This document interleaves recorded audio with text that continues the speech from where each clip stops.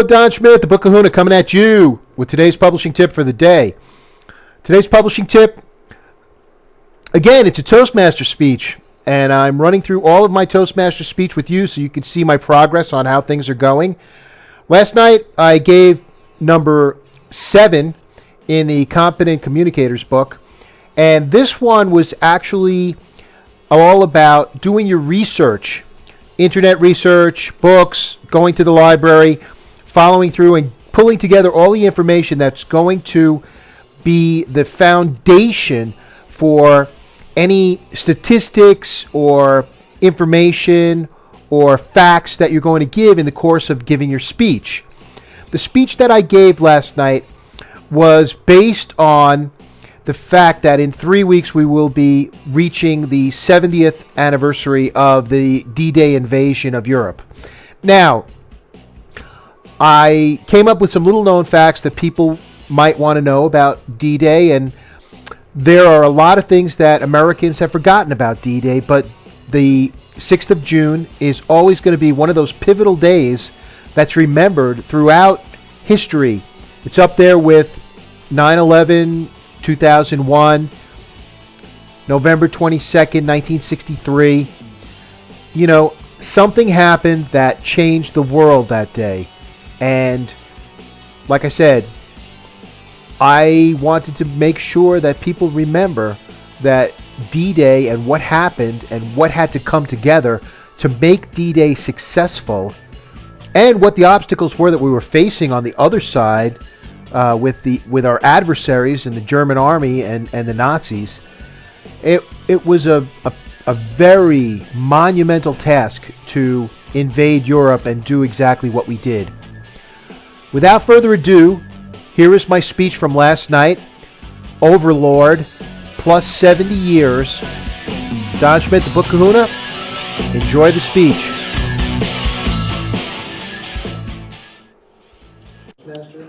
Fellow Toastmasters. In looking at the title of my speech, did anyone figure out what I was going to be speaking about? That's what is happening in America. People do not remember World War II. It was a different time. It was a different place. It was a different mentality in the United States. Everyone pulled together. There was a common cause. There was an evil that had to be overcome.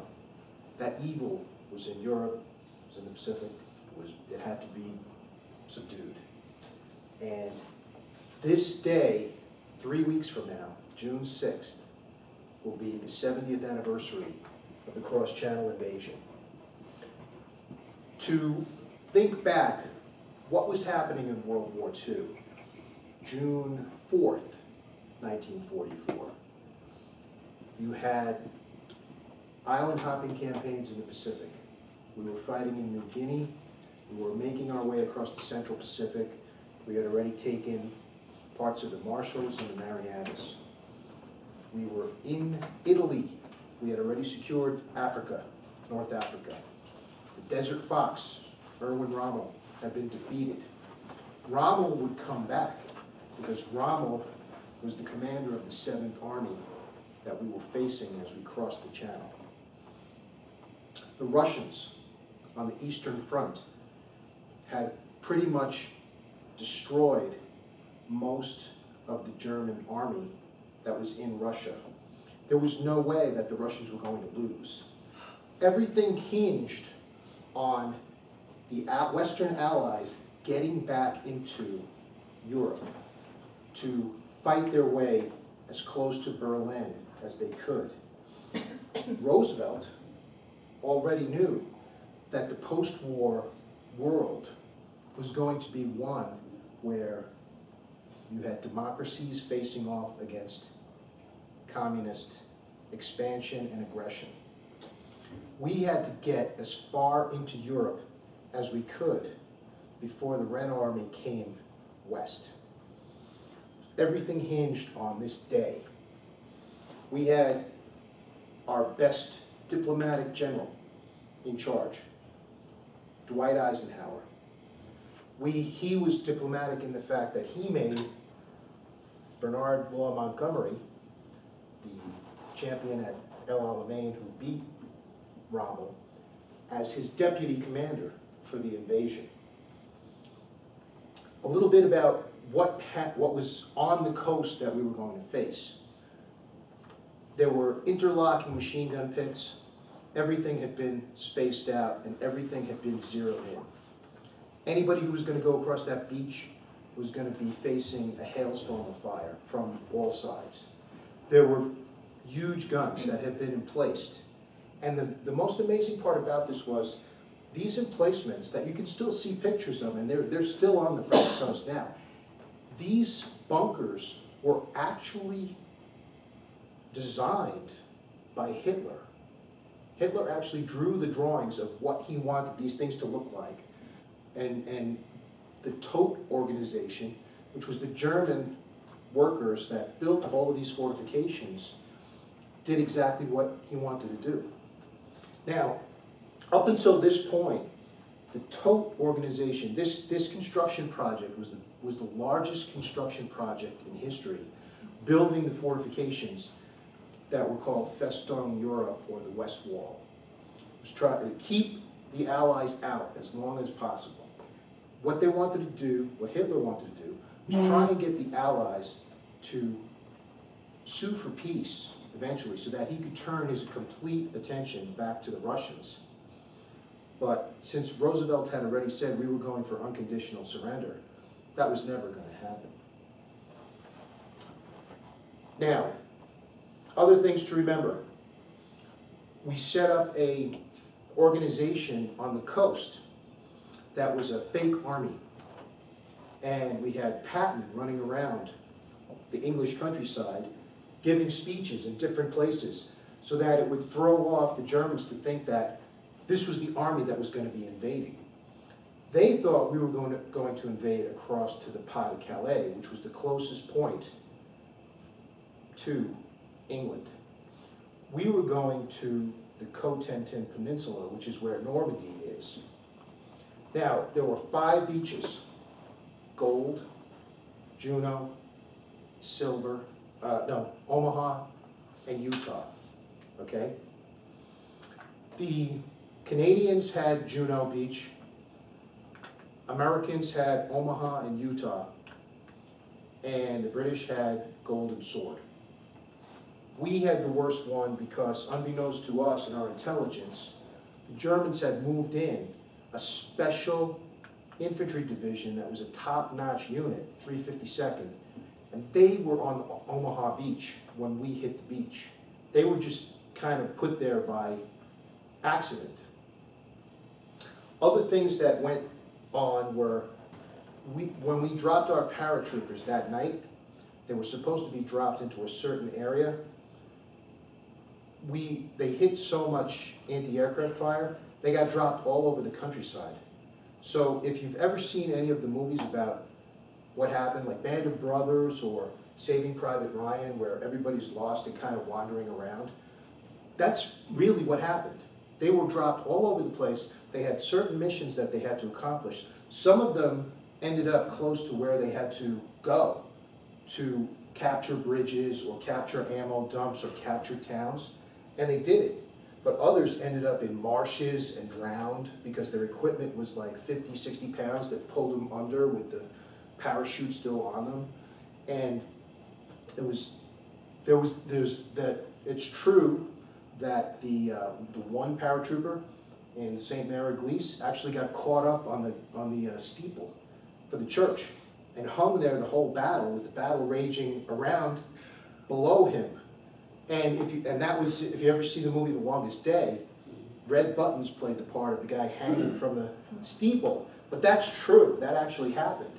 And he tried to start cutting himself down. And when he did, he dropped the knife. And the German kind of saw him. But right before he could shoot him, one of the other paratroopers shot him and killed him. So the D-Day landings, if you think about it, it's one of those days in history, like November 22nd, 1963, like September 11th, 2001. This is one of those pivotal days that's never going to be forgotten. I mean, everyone knows the date, and they know something momentous happened, but they don't know like all of the intricate things that went into what happened with this invasion and what had to happen and had to go right.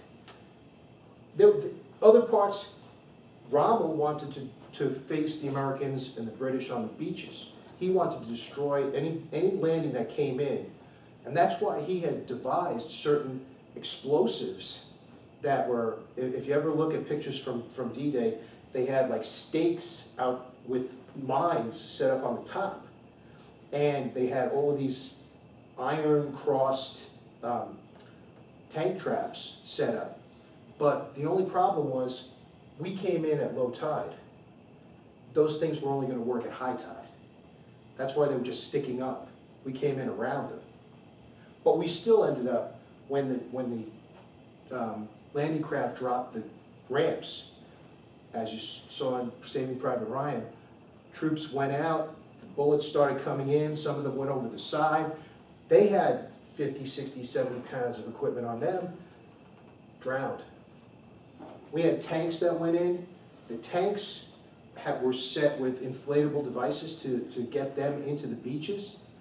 They sank. All crews died. That's why no tanks ever got onto the beaches on D-Day to help out, because they sank into the surf. The final, another thing that was pivotal was the fact that Hitler was asleep. And Hitler had given specific orders that the 4 Panzer divisions, which were tank divisions, that were closest to Paris, were not to be given out unless he gave the order. Rommel had 3 Panzer divisions with his army, and he wanted the other 4 to crush the invasion before it actually got started. But no one would wake up Hitler because he had taken a sleeping pill to get him to release the other 4 divisions. So thank God he took the sleeping pill and nobody woke him up.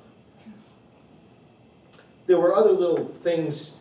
We dropped paratroopers that were little puppets, almost. They were called Ruperts, but they had firecrackers on them. And we dropped them like as a diversion in different places, so the Germans thought that there were more troops coming in than there were. And when they dropped, it was at night, so they were extremely... I guess it had a short in it, because I have had the red on, and everybody keeps looking at me, so we started shaking it, and the red came on. Oh. Well, fellow Toastmasters, that was the longest day.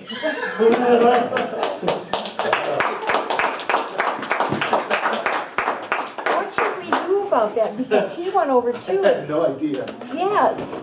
Oh, it's, then everyone will qualify. Okay. You just give them what you had, and then everyone qualifies. Is the red one the only one not working? Oh, yeah. Is it the plug-in? Is it? The plug, maybe? There were no lights Yeah, until there the were red no one lights just at kind all. of popped Exactly, on. yeah, I never saw any lights. Yeah. Okay, well, that's okay, you can't really disqualify them for time. And I was so good. There was some